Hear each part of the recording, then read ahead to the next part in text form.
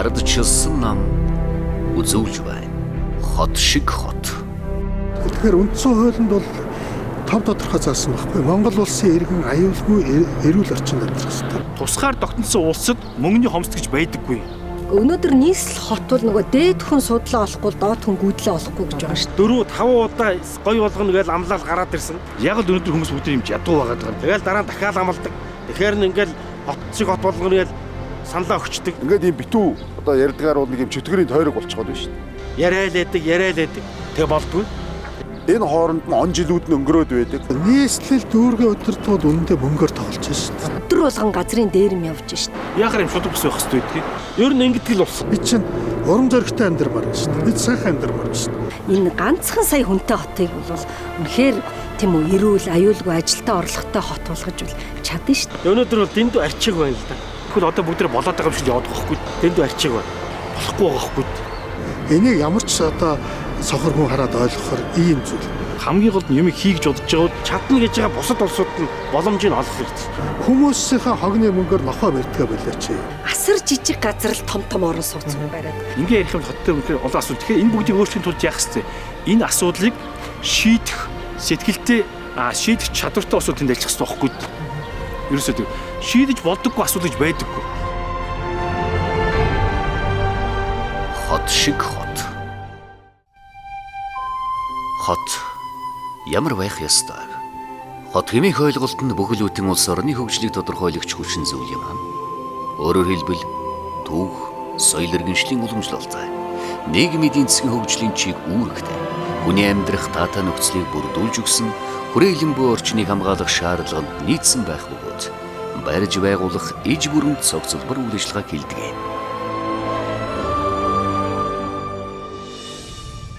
Хотчиг хот байхын тулд бас тодорхой шалгуурууд байдаг. Ер нь ч дэлхийн хотуудын одоо байдлыг илэрхийлсэн ийм стандартын шалгуурууд байдаг л да. Тэр шалгуур дотор гол нь 5 шалгуур байдаг. Үндсэн 5 шалгуур. Энэ нь бол агаарын цэвэр байх ёстой. Ард иргэд нь орон сууцтай байх ёстой. Айл өрхөд нь тэгээд ажилтаа орлоготой байх ёстой. Авилгагүй байх ёстой. Аюулгүй тайван байх ёстой. Гэтэл өнөөдөр манай Улаанбаатар хот бол хот шиг хот байж чадж байгааг бол үгүй. Энийг бол одоо бараг хилд орсон хүүхдээс эхлээл бүгд л хэлэх баг. Тэгэхээр энэ бол яг нэг хуучин одоо ноорхоо хувцаал ингэж өмсөд байгаа хүн шиг л байна л да. Тэгэхээр таны бодлоор Улаанбаатарын асуудал нэртэй чивэл та хамгийн түрүүнд ямар асуудлуудыг нэрлэх вэ? Хамгийн түрүүнд надаар хэлүүлэхгүй ард түмэн бүгд нийслэлийн бүгд мэдчих байх. Замын хөдөлгөөн төгжрөл энийг бол одоо нүдтэй амтай бүх хүн харж байна, ярьж байна. Өнөөдөр ус бол Улаанбаатар хамгийн эмзэг асуудал болсон байгаа хүн бол тэр бол мэдэхгүй байна. Ерөнхийдөө ирээдүйд тодорхой одоо хэдэн жилийн дараа Монгол Улаанбаатарын хамгийн том асуудал утаач биш төгжүүлж усуулах гэдэг. Одоо туулгуулаа хардаа. За одоо нийслэл хотын одоо бухимдлыг тооцоод байвал барахгүй шүү дээ. Тэгэхээр асуудлын шалтгаан юу вэ нөхөр зэрэг нөгөө хот төлөвлөлт хот байгуулалт бол буруу хийгдээд байна. Эндээ бүх асуудал байна л гэж хэлэгдээд байгаа юм л да.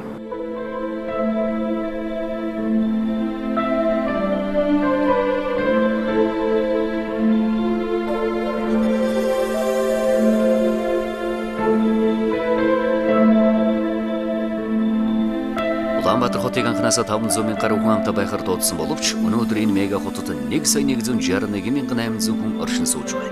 Улаанбаатар хүүхдийн багтар өвчин өдөө амьдардаг хүүхдүүдээс 3.5 дахин илүү байна.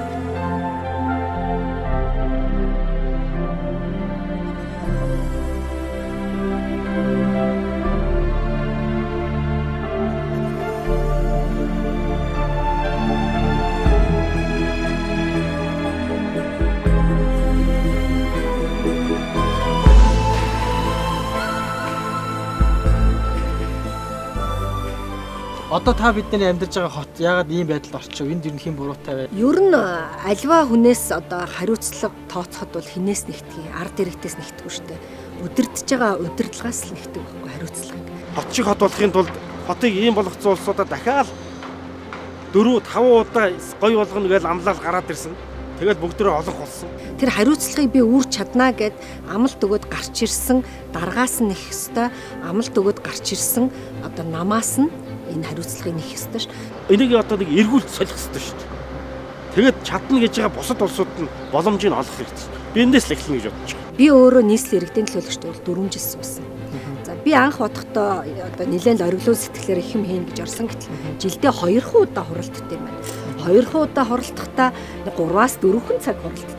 Аль 90-ад онд л анх тавьж байсан одоо болтол шийдэж чадаагүй байгаа.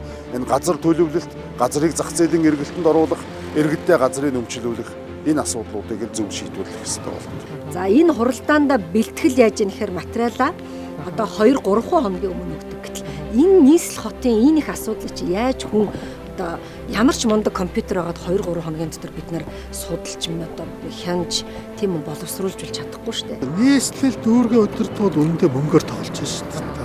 Нохооны хөшөөж барьж байгаа. Амар үнэтэй хөшөө барьж байгаа. Гэтэл цаана хүүхдүүд ямар байдалтай байж байна тийм ээ? Гэр хорооллын ямар байдалтай байж байна? Сүүлийн 20 жил нийслэл гэдэг юм чинь арчлалын салхиур огт ороогүй байна. Арчлалын үнэр чалгаа. Тийм учраас бид нар энэ арчил гэдэг ямиг нийслэл хотод авчрахгүйгээр өнөөдөр нийслэл хот маань хот шиг хотуулж чадахгүй, улсын нийслэл шигч байж чаддаг. Улаанбаатар хотын боржууруудыг та нар ажиллаараа та хавар болгон солих гэж цааш нэр. Гэтэл нийлүүлдэг компаниуд нь өвөл зориуд явж эвддэг гэж байгаа шүү дээ. 6.4 их найд төгрөг төсөвлөгдөхөөр барахгүй хөрөнгө оруулалт хийгдсэн байгаа өнгөрсөн 10 жил. Энэ бол одоо дархан эрдэнэч хотыг шинээр босгоч тийм хэмжээний хөрөнгө хийгдсэн. Гэтэл Улаанбаатарын байдал бол уламд орцсон. Энийг бол манай нийслэлчүүд хинээр ч хэлүүлдэггүй мэдчихэв. Тэд нар байгаа учраас л тэр боржуурыг жил болгон сольж болгоод үлчлээд л ард түмнийхөө өмнө замаа жил болгон солиод ахад өөрсөнд ашигтай байхгүй. Бид нарт ашиггүй үстэй. Тэр боржуурыг тэгж солих ямар хэрэгтэй вэ? Би нэрийг хэлээд яг бүр томоохон нөхдүүд байгаа шүү энэ бүр төрийн их том хэмжээний яг боржуур хариуцдаг болсон. Зүгээр л боржуур. Одоо авилгалцсан төр бол бүгдийг дарангуйлж дарамтлж эхэлж байна тийм ээ. Энэ маань цаашаа явсаар байгаад ердөө нэг хийтэй дарангуйлагчийн тэр засаглал руу явах хэрэгтэй. Хамгийн гол нь юм хийгж бодож байгаа бол ингэж хий гэсэн бодолтой усууд тэнд очиж хийнэ. 8 сая доллараар болж исэн хот маань одоо өнөөдөр 200 сая доллараар болохгүй гадаг шүү дээ. Улс энийг хийх нь өөрсөнд ашигтай байдаг байхгүй. Тэнд байж байгаа олон улсууд улгаа хийхэд аюул ашигтай байдаг байхгүй. Тэгэхээр л одоо энэ юу ч одоо энэ авилга авах гэдэг улсууд хамгийн их одоо ард түмэнд үйлчлэх гэж зүтгэдэг шүү дээ.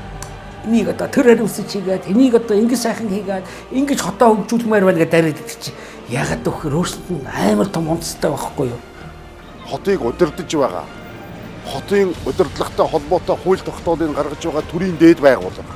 Нэгсэндээ бүх шатны төрийн байгууллагууд нь хотыг ямар аргаар, ямар зарчмаар, ямар хуулиар хөгжүүлэх ёстой вэ гэдгийг дэлхийн хамгийн сайн хотуудын жишгээр нь удирддаг, залдаг, хариуцлагаа тооцдог, үнэлдэг ийм төрийн байгууллага байх ёстой. Энэ бол Азийн бар Сингапур.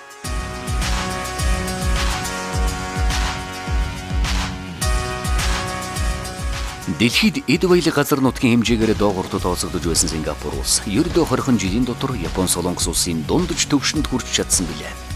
Газар зүйн тааламжгүй байршил, улс орны уламжлалгүй, улс төрийн соёлын дутмаг байдал, улс үндэстний нэгдэл зэрэг нь тэднийг хэзээ мэдгүй суйрлын эрмэгт хүрэхэд ойрхон байсан юм а.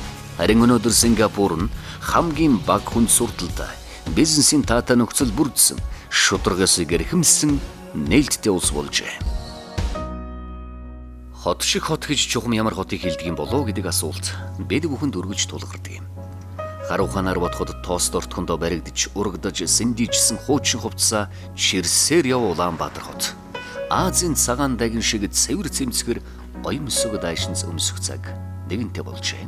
Арчлалын ачаар өнөөдөр Аз, Европын ямар л бол ямар улс орнуудаар хүмүүс маань явж үзэж нүд тайллаа. Тэгэхээр тэнд нүүдлийн иргэншлэр амьдардаг, дуртай байшингийнхаа мухарт очиод бие засдаг. Дуртай газар руугаа хогоо хайдаг. Хайдаг хог нь бол Монголын дээр үед бол гол төлөв буцаад эргээд байгальдаа шингэдэг хог байлаа шүү дээ. Одоо арьс, шир, ноос, ноолуур, малын гаралтай одоо хүнсний зүйл. Өнөөдрийн хог гэдэг чинь бол пластик, лаз, шил, цаас байгальд эргээд шингэдэггүй юм хог байж байна. Бид нэр сар бол 2000 төгрөг хогны мөнгө өгдөг те. Одоо хүртэл манай нийслэл хогноос салаагүй байдаг.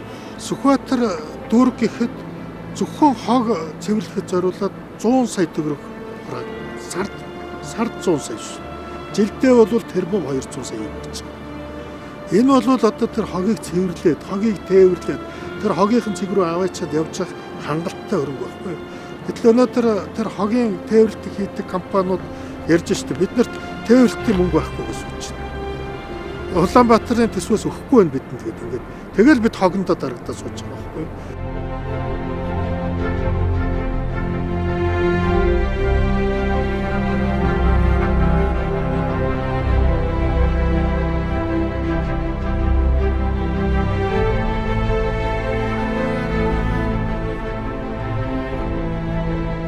Өнөөдөр нийслэлийн иргэдэг энэ ядуурл, ажилгүйдэл, хөрс усны бохирдол бүх зүйл өдрөөс өдөрт шахаж байна. Өнөөдөр энэ талхны үн, махны үн, орон сууцны үнийг эгэл ард гүйцэхэ боллоо.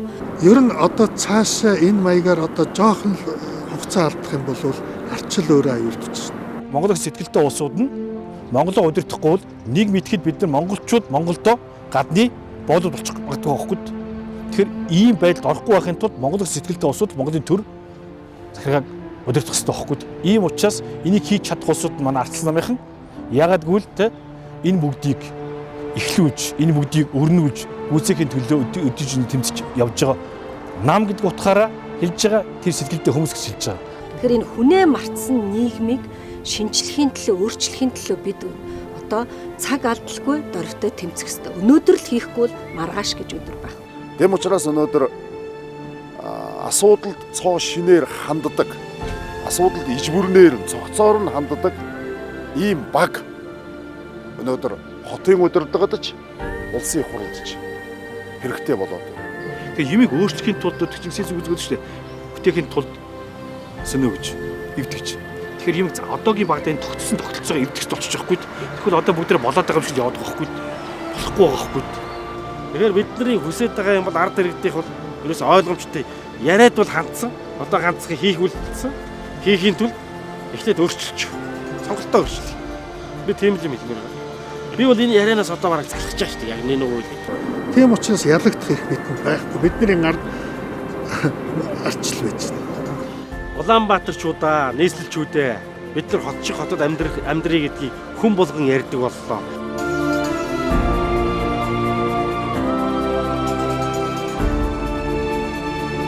Юуны өмнө бол нийслэлчүүд өнөөдөр цөхөрсөн байна. Тийм учраас нийслэлчүүд энэ удаа бол өөрчлөлтийг хүсэж байгаа. Энэ удаа өөрчлөлтийг хийж чадна, сонголтыг хийж чадна. Яаж сайхан хот болох вэ гэдг нь та бүхний сонголтоос шалтгаалтай байна.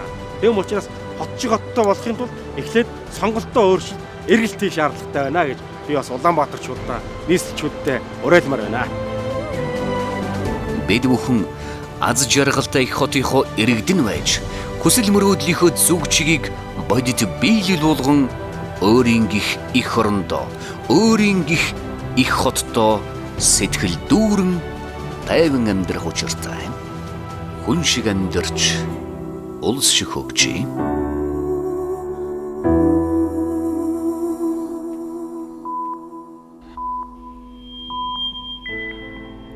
Би ажил хийж мөнгө олдог.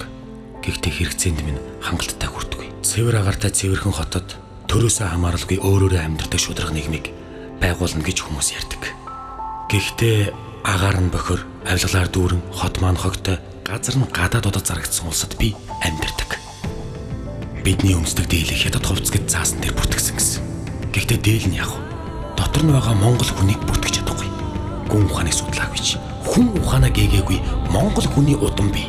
Уртын дунд уярдагч, рок сонсодортой, наадмын барилдаанд хөөрдөгч, хөл бөмбөгт хорхоотой, одоохондоо чадахгүй гэсэн айдсын минь дарж, олимпийн аврагууд төрсөнд би баярлдаг.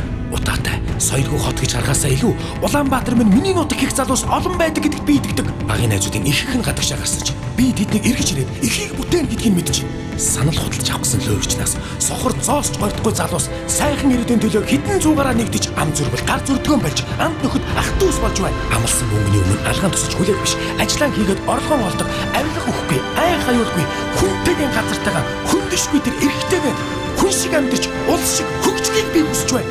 Энч эцтэй, эзэн нь ирээдүйтэй, ирээдүйн гэрэлтэй. Намайг амрагдаг. Нэр минь Монгол, дүр минь Монгол, цус минь Монгол, цэс минь Монгол. Эх орон гэдэг эрдэнийн 6 үсэг элэгдэж дуусахын цагт би дуусна.